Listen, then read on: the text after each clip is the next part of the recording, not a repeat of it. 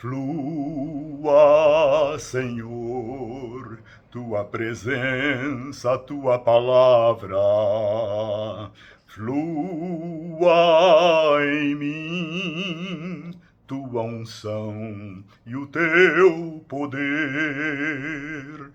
Quebra as barreiras, as cadeias que prendem o meu ser e impedem o fluir do teu Espírito em mim.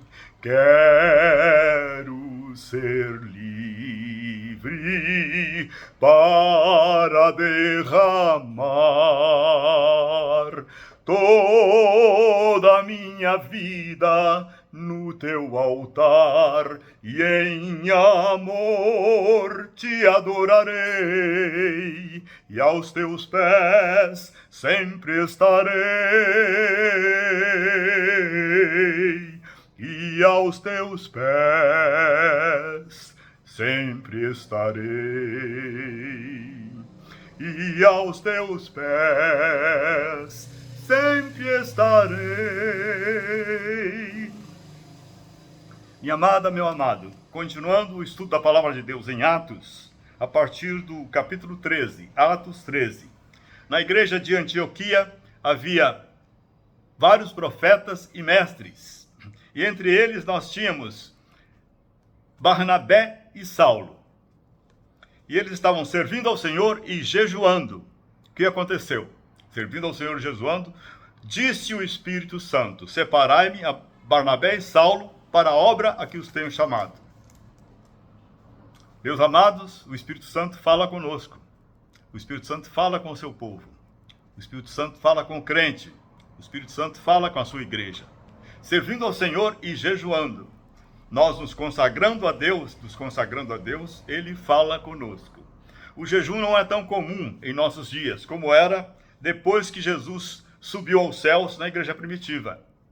Jesus tinha dito que depois que o noivo saísse daqui, que ele voltasse para o céu, os discípulos jejuariam. Então era comum o jejum na igreja primitiva. E o aproximar-se de Deus de todo o coração dava condições ao Espírito Santo de se comunicar com o seu povo. Então, o Espírito Santo enviou a Saulo e Barnabé.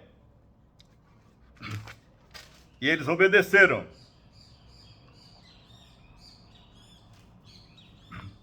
E aí, Saulo e Barnabé pregaram, Deus começou a realizar milagres,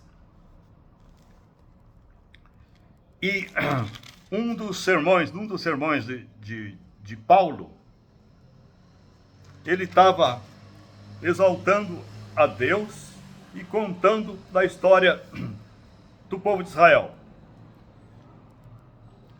E aí ele chega numa parte em que ele relata a escolha de Davi como rei de Israel.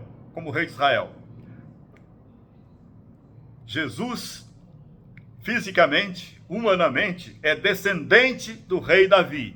Então Paulo ressalta isso ao povo daquela época. Achei Davi, filho de Jessé, varão conforme o meu coração, que executará toda a minha vontade. Varão conforme o coração de Deus, que executará toda a minha vontade, disse Deus. Então, o que é ser segundo o coração de Deus? Como é que nós nos tornamos segundo o coração de Deus? Fazendo a sua vontade. Você e eu temos vontades próprias. Como cristãos, Deus nos salvou e nos deixa aqui para que nós façamos a sua vontade. Então, para sermos como Davi, crentes segundo o coração de Deus, precisamos fazer a vontade de Deus e não a nossa. Jesus disse: quem quiser me seguir, negue-se a si mesmo, tome a sua cruz e me siga. Então, não a nossa vontade, e sim a vontade de Deus. Assim nós estaremos sendo varões e varoas, crentes segundo o coração de Deus. Obedecer a Deus, fazer a vontade dele e não a nossa, nos torna crentes segundo o coração de Deus. Aleluia. E aí ele disse, continuando o seu sermão, ele diz que os que moravam em Jerusalém e seus príncipes acabaram por condenar Jesus, porque eles não conheciam realmente o que a Bíblia falava sobre o Messias que haveria de chegar. Eles condenaram Jesus. E, havendo Jesus cumprido todas as coisas que dele estavam escritas, ele foi tirado do madeiro e o sepultaram. O Velho Testamento fala sobre a vinda de Jesus e fala que ele morreria para perdoar os nossos pecados. Então, os príncipes de Jerusalém e o povo, não conhecendo isso, acabaram fazendo o que tinha sido predito. Foi cumprido tudo que foi profetizado a respeito de Jesus. Ele foi morto no madeiro, na cruz, foi sepultado, mas ressuscitou dentre os mortos. Jesus é as primícias da ressurreição. Jesus venceu a morte, Satanás e o inferno naquela cruz. Ele morreu, ficou 3 dias morto. Foi o inferno, tomou a chave do inferno e da morte de Satanás. O domínio está em Jesus Cristo. Satanás já foi destronado. Ele ressuscitou dentre os mortos. E como ele ressuscitou, sendo as primícias entre os mortos, nós também ressuscitaremos. Jesus tinha dito que ele era a ressurreição e a vida. E ele cumpriu isso, ressuscitando 3 dias após morto. E aí, Paulo narra o que está escrito no Salmo 2. Tu és meu filho, eu hoje te gerei. Uma das profecias sobre Jesus é que ele era filho de Deus. Filho de Deus e filho do homem. Este versículo aqui, quando a palavra de Deus diz e está registrado na sua palavra, tu és meu filho, eu hoje te gerei, está se referindo à encarnação de Jesus. Porque Jesus é Deus, ele é eterno como Deus. Como Deus, ele nunca foi gerado como Deus.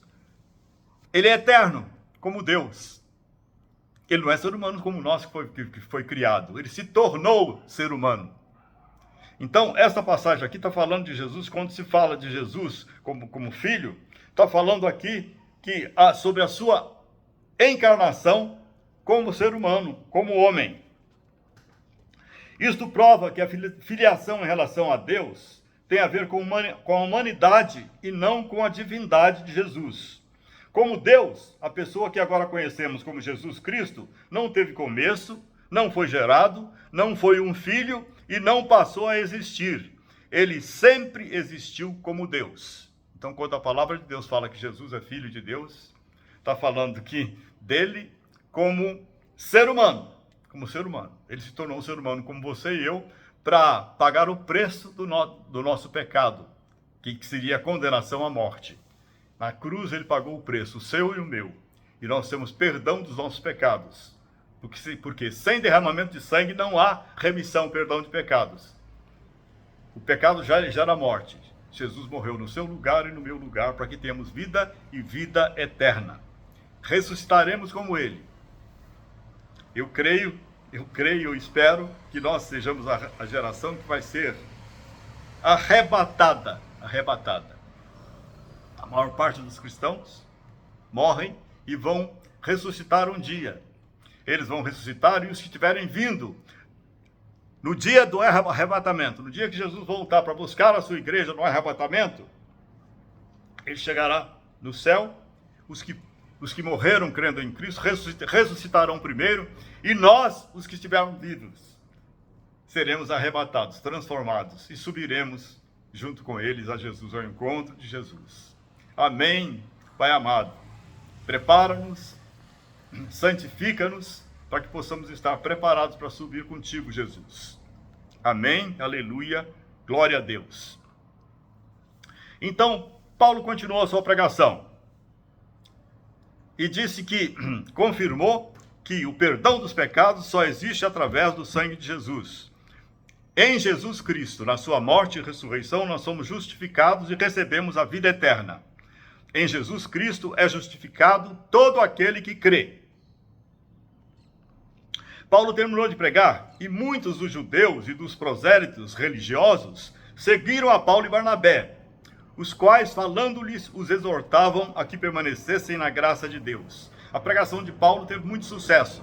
Muitos judeus e prosélitos, quer dizer, os gentios que se tornaram judeus, religiosos judeus, aceitaram a mensagem de Paulo, aceitaram Jesus e passaram a seguir Paulo e Barnabé.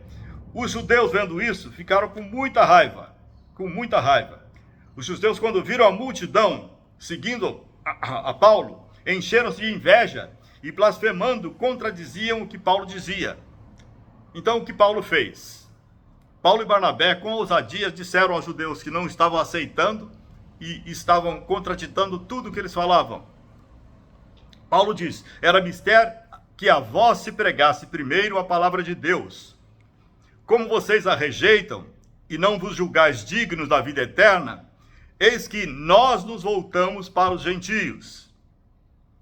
Porque o Senhor havia ordenado a Paulo: eu te pus para a luz dos gentios, para que seja salvação até aos confins da terra. Para que sejam para a salvação, para que haja salvação em Cristo Jesus até aos confins da terra.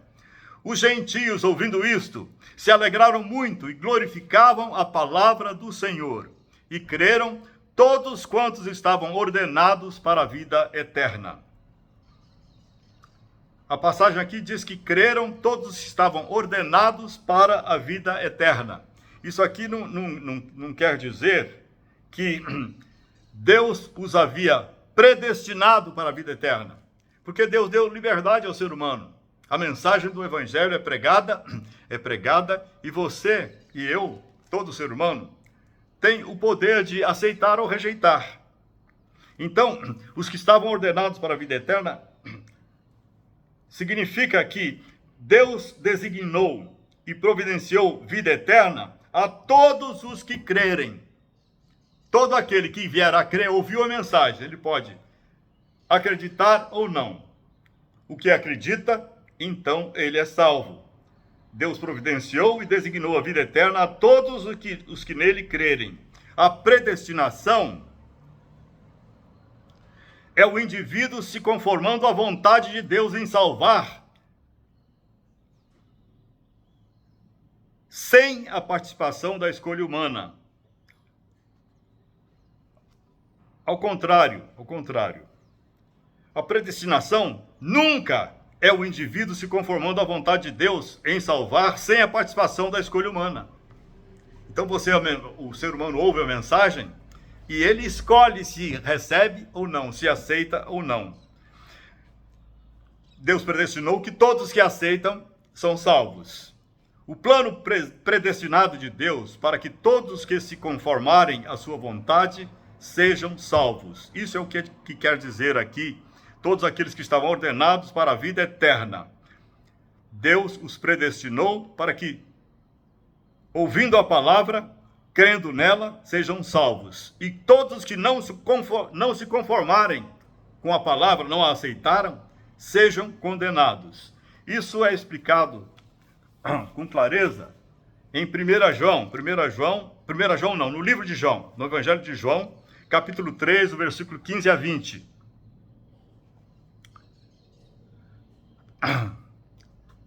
Importa que o Filho do Homem seja levantado na cruz, para que todo o que nele crê não pereça, mas tenha vida eterna. Então, só tem a vida eterna aquele que crê. Primeiro você crê, depois você recebe a vida eterna. Para que todo aquele que nele crê não pereça, mas tenha a vida eterna. Porque Deus amou o mundo de tal maneira que ele deu o seu Filho unigênito, para que todo que nele crê não pereça, mas tenha a vida eterna. Então a salvação vem depois que você crê. E Deus predestinou todos aqueles que aceitarem para a salvação eterna. Louvado seja o nome do nosso Senhor. Aleluia, glória a Deus. Então vamos voltar para Atos.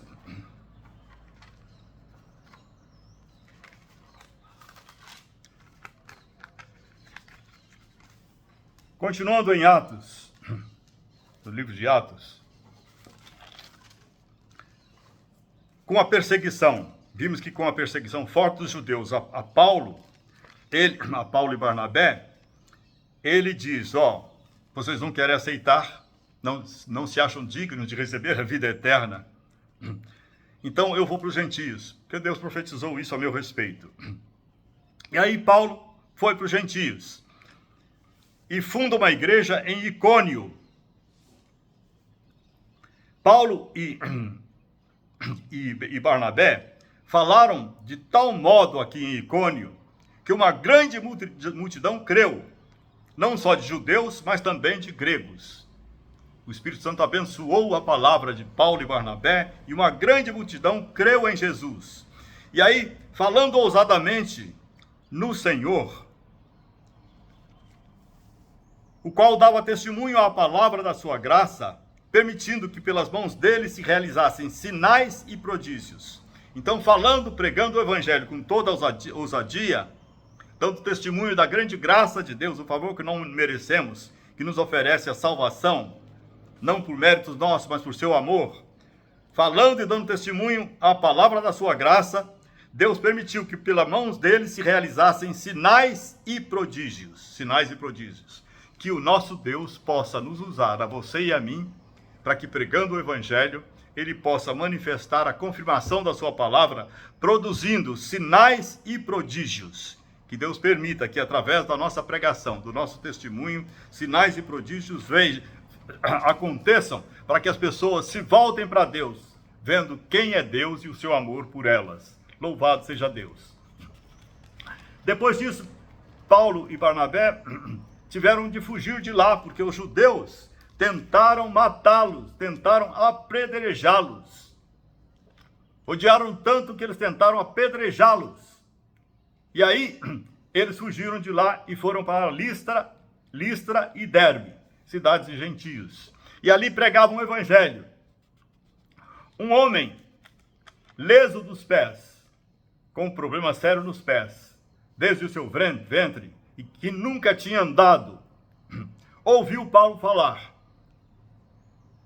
Então esse aleijado, que nunca tinha andado, ouviu a pregação de Paulo. E Paulo, fixando nele os olhos, e vendo que tinha fé para ser curado, disse em alta voz: apruma-te sobre os teus pés. Então ele saltou e andou. Para que haja cura, é necessário fé. Paulo viu que aquele aleijado recebeu a palavra e creu nela. Então Paulo disse: apruma-te. E ele levantou e andou, saltou e andou. Paulo continuou lá pregando e a palavra produzia frutos. Mas os judeus de Antioquia e de Icônio ficaram sabendo que ele estava pregando naquelas cidades e foram atrás dele, perseguindo nessa outra cidade, tal o ódio deles. Os judeus vieram de Antioquia e de Icônio e começaram a persuadir, a convencer a multidão, a apedrejar e convenceram a multidão de tal jeito que apedrejaram Paulo e o arrastaram para fora da cidade, pensando que estivesse morto. Mas rodeando os discípulos, ele se levantou e entrou na cidade. E no dia seguinte saiu com Barnabé para Derbe. O ódio desses judeus era tal que eles foram na outra cidade onde Paulo estava pregando, convenceram a multidão e apedrejaram Paulo. Mataram Paulo e deixaram abandonado fora da cidade morto. Aí os discípulos o rodearam para orar por ele. Rodearam e oraram por ele, e Deus fez um milagre, ele se levantou e entrou na cidade. No dia seguinte, saiu com Barnabé para Derbe.